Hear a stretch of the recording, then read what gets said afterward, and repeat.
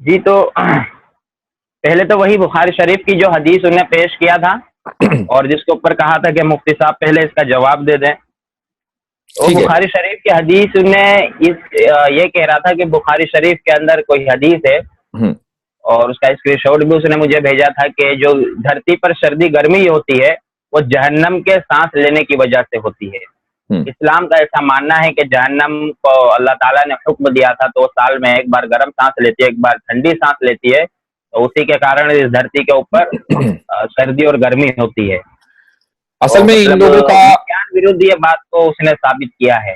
جی ان لوگوں کا مسئلہ یہ ہے کہ یہ چونکہ ترجمے کے اوپر انحصار کرتے ہیں، یہ ڈیپینڈ ہیں ترجمے کے اوپر، چونکہ عربی تو آتی نہیں ہے.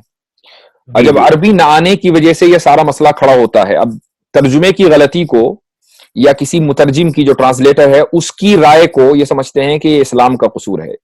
ترجمہ اگر کسی نے غلط کیا ہے تو یہ اسلام کا قصور، یہ اسلام کی غلطی نہیں ہے بلکہ یہ مترجم کی غلطی ہے. میں پہلے حدیث آپ کو سنا دیتا ہوں اور یہ نہ کہا جائے کہ بھائی جہاں یہ لوگ پھنستے ہیں وہاں مترجم کے گلے ڈال دیتے ہیں، بلکہ میں آپ کو وہ لفظ بھی بتا دوں گا اور اس لفظ کو آپ یا کوئی بھی شخص جو ہے ڈکشنری میں چیک کر سکتا ہے، اس کے جو معنی ہیں میں بتاؤں گا وہی ملیں گے آپ کو، بلکہ وہ پہلے ہی معنی وہی ملیں گے. حدیث جو ہے یہ بخاری میں بھی آئی ہے اور مسلم میں بھی آئی ہے، اور حدیث کے الفاظ ہیں کہ حضرت ابو ہریرہ رضی اللہ عنہ سے روایت ہے کہ اشتکت النار الی ربها. اب اس کا جو ترجمہ کیا ہے اور وہ اسکرین شاٹ جو مجھے بھیجا ہے وہ یہ ہے کہ hell fire complained. Hell fire کا لفظ آیا ہے جس کو انگریزی میں ہیل فائر کہا جاتا ہے، اردو میں ہم اس کو عربی میں جہنم بولتے ہیں. تو جہنم نے گویا کہ اپنے رب سے شکوہ کیا، شکایت کی، اپنی تکلیف کا اظہار کیا اور کہا کہ یا رب اکل بعضی بعضا فاذن لها بنفسین.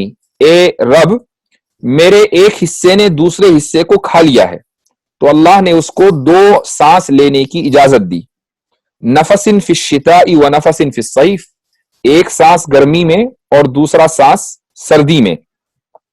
فهو اشد ما تجدون من الحر واشد ما تجدون من الزمہریر، تو اسی لیے تم سخت گرمی اور سخت سردی پاتے ہو. یہ الفاظ ہیں بخاری شریف کی حدیث کے اور اسی طریقے سے مسلم شریف کی. یہاں پر جو سب سے اہم لفظ ہے وہ ہے النار. اشتکت النار، کہ نار نے شکوہ کیا. اب آپ کوئی بھی ڈکشنری اٹھا لیجئے، عربی اردو، عربی انگلش، عربی سنسکرت اگر کوئی ہو، عربی پرشین، کوئی بھی کسی بھی عربی کی ہونی چاہیے. آپ ڈکشنری اٹھا لیجئے اور اس میں لفظ ڈالیے نار. نار کا جو ترجمہ آپ کو ملے گا وہ کیا ہوگا؟ آگ. نار جو ہے آگ کو کہتے ہیں، انرجی کو کہتے ہیں. اچھا سورج میں انرجی ہی ہے، سورج کے اندر اور کیا ہے؟ گیسز ہیں اور انرجی ہے.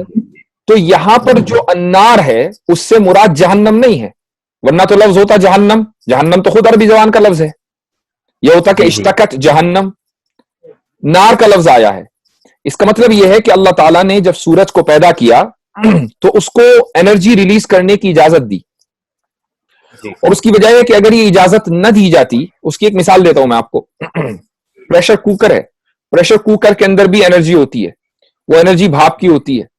اب اگر وہ پریشر کوکر بھاپ ریلیز نہ کرے تو ایسا بھی ممکن ہے کہ وہ پھٹ جائے، اتنی زیادہ انرجی اس کے اندر ہو جاتی ہے. تو وہ وقتاً فوقتاً اس میں سے انرجی ریلیز ہوتی رہتی ہے اور اس طریقے سے کھانا بنتا ہے پریشر کوکر میں.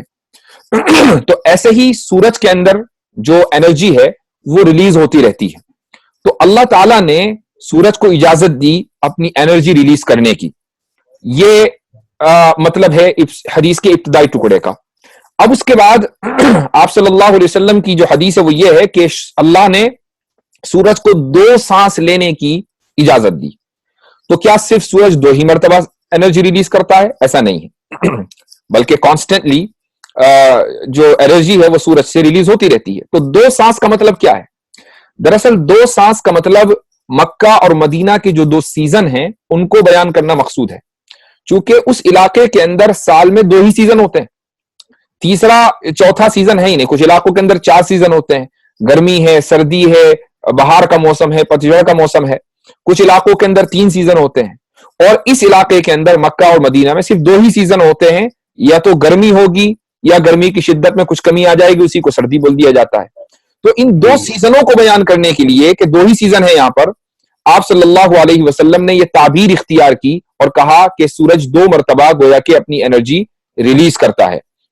ورنہ اچھا یہ حدیث خود بتا رہی ہے, اس بات کی طرف خود اشارہ کر رہی ہے کہ موسموں کا جو تعلق ہے وہ سورج اور دنیا کی پوزیشن سے ہے.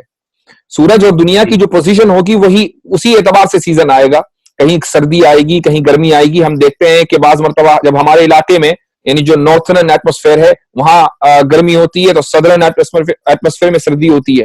تو یہ سب چیزیں کیا ہیں, یہ دنیا اور سورج کی جو پوزیشن ہے یا اس کے اختلاف کی وجہ سے, اس کے بدلتے رہنے کی وجہ سے سیزن بدلتا ہے. تو اس چیز کو بیان کرنے کے لیے سانس کا لفظ اس حدیث کے اندر آیا ہے. تو اب ظاہر ہے کہ چونکہ ان بیچاروں کا جو انحصار ہوتا ہے, ٹوٹل ڈیپینڈنسی ہوتی ہے, وہ حدیث کے ترجموں کے اوپر ہوتی ہے.